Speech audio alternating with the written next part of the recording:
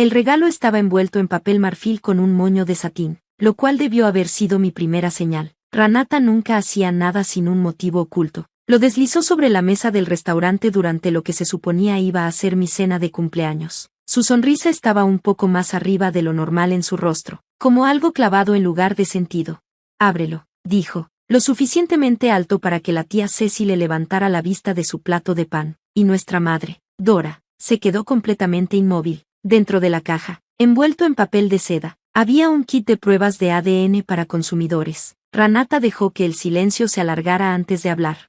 Quizá finalmente explique por qué resultaste tan diferente del resto de nosotros. Se rió de su propio chiste. Yo fui la única que no lo hizo. Puse la caja al lado de mi vaso de agua y le agradecí con un tono que había perfeccionado durante 37 años, plano, imperturbable, inexpresivo. El miedo de Dora me dijo más que la crueldad de Renata. Algo ya estaba en movimiento, solo que aún no sabía qué era, ni cuánto tiempo llevaba funcionando sin mí. Déjenme retroceder un poco. Crecí en una casa en Raleigh que por fuera parecía cualquier hogar familiar, un gran porche, un árbol de cornejo en el jardín frontal. Por dentro, funcionaba más como una jerarquía con muebles suaves. Mi hermana mayor, Renata, ocupaba la cima por derecho de nacimiento y personalidad. Era más ruidosa, más graciosa, más demandante, y nuestra madre, Dora, orbitaba a su alrededor como ciertas plantas que giran hacia cualquier luz disponible. Yo era la disposición más silenciosa, quien limpiaba sin que se lo pidieran. Sacaba calificaciones excelentes y recibía reconocimientos corteses. Quien aprendió desde joven que ser útil era lo más cerca que estaría de ser valorada. Para cuando me fui a la escuela de posgrado, entendí implícitamente que no era la favorita. Hice las paces con eso y construí mi vida en torno a la competencia más que a la aprobación. Me establecí en Filadelfia. Trabajé en cumplimiento de salud, auditando sistemas hospitalarios, desenredando irregularidades de facturación, documentando lo que las instituciones preferían mantener en la oscuridad. Era buena encontrando lo que la gente enterraba, mirando hacia atrás. Era una especialidad irónica para alguien que aún no había descubierto lo que su propia familia había enterrado sobre ella. Mi padre, Warren, murió 18 meses antes de esa cena de cumpleaños. Era un hombre compuesto, económico con las palabras, pero no con la atención, el tipo de padre que recordaba lo que dijiste 3 conversaciones atrás y lo mencionaba suavemente cuando importaba. Su muerte dejó un vacío específico que a veces aún me encuentro de manera accidental. Cuando estaba vivo, la tensión entre Renata y yo tenía un techo. Warren no permitía que pasara cierto límite. Después de que se fue, no había techo. La cena de cumpleaños había sido idea de Dora, pero la puesta en escena llevaba las huellas de Renata. El restaurante estaba cerca de la antigua casa, donde Dora todavía vivía. La lista de invitados era deliberadamente pequeña, solo familia. Dora pasó la mayor parte de la comida sin mirarme directamente a los ojos. Renata la pasó contando historias sobre su proyecto de renovación, unas vacaciones recientes, su opinión sobre las decisiones de los demás. Siempre había tratado la conversación como un territorio a reclamar más que como un espacio para compartir. Noté el regalo desde temprano en la noche. Lo había traído consigo. Lo mantenía al lado de su silla donde yo podía verlo, pero no examinarlo. La presentación era teatral. Todo en Renata era teatral. Pero debajo de la actuación esa noche había algo que no había visto antes. Un tipo específico de anticipación. No solo estaba siendo cruel, estaba esperando un resultado. Envié el kit por correo la mañana siguiente, no porque ella me lo hubiera retado, sino porque su seguridad me inquietaba de alguna manera. Ella quería que hiciera esa prueba, quería que algo sucediera después que valiera la pena entender. Los resultados llegaron un miércoles tranquilo. 5 semanas después, estaba entre reuniones, de pie en mi cocina en Filadelfia. Cuando llegó la notificación, me senté antes de abrirla. No se detectó relación genética con la línea materna Calvel. Coincidencia fuerte sugerida con la familia Sarapin, un nombre que nunca había oído. Leí los resultados 3 veces y luego los revisé durante 2 horas antes de hacer cualquier otra cosa. La sensación no era devastación exactamente, era más como ver finalmente mover un mueble con el que siempre chocabas, doloroso en el sentido inmediato, pero clarificador. Había pasado 37 años creyendo a medias que imaginaba la distancia en esa casa. Los resultados dijeron que no había imaginado nada.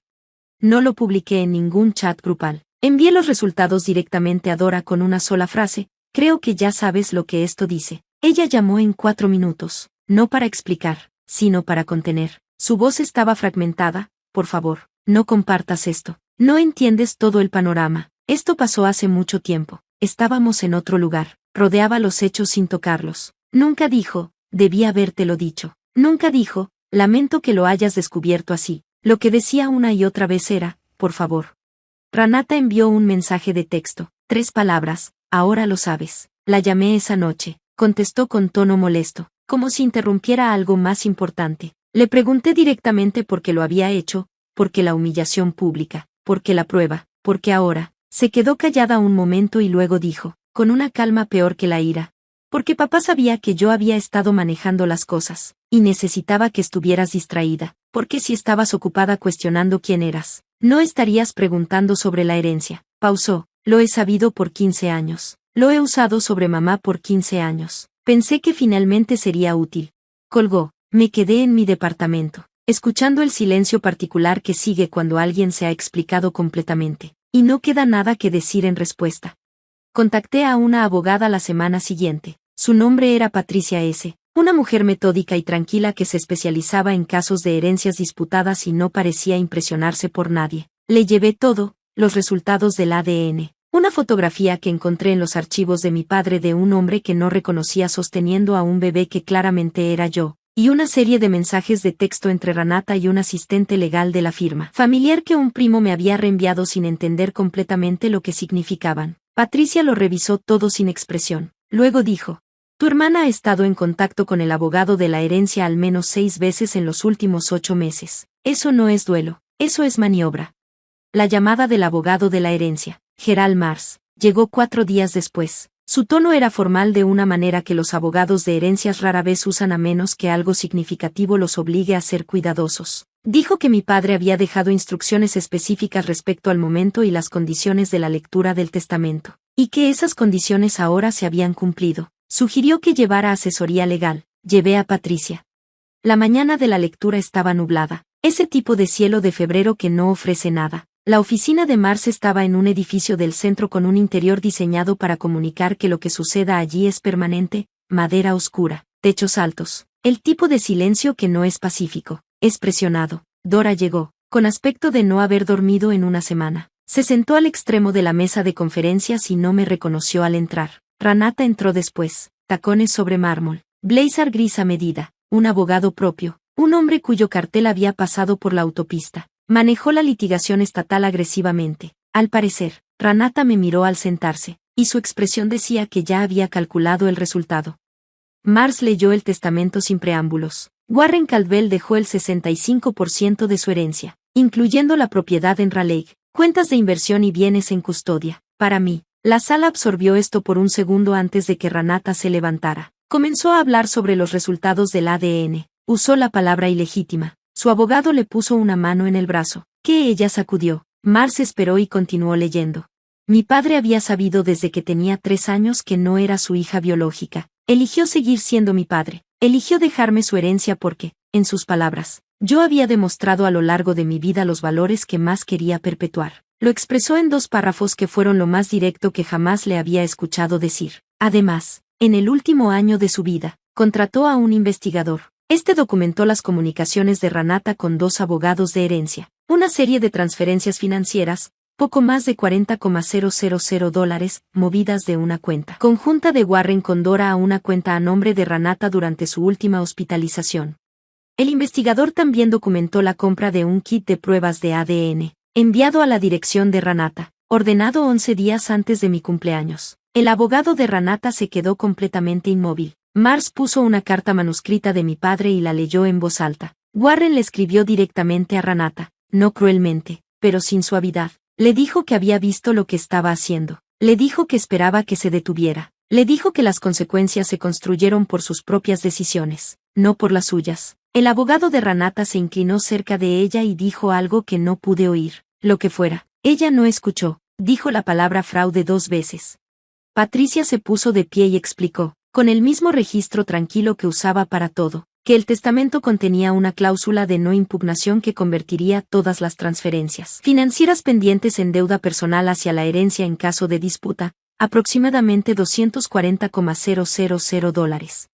Ranata dejó de hablar. Dora, al final de la mesa, no dijo una sola palabra. Cuando la miré, estaba mirando sus manos. El abogado de Ranata se retiró del caso la mañana siguiente. Su impugnación se presentó y se desestimó en la semana. La cláusula de no impugnación se mantuvo. Los $40,000 fueron reclasificados como deuda de la herencia. Tenía un calendario de pagos y, por primera vez en su vida, nadie por encima de ella absorbía la consecuencia.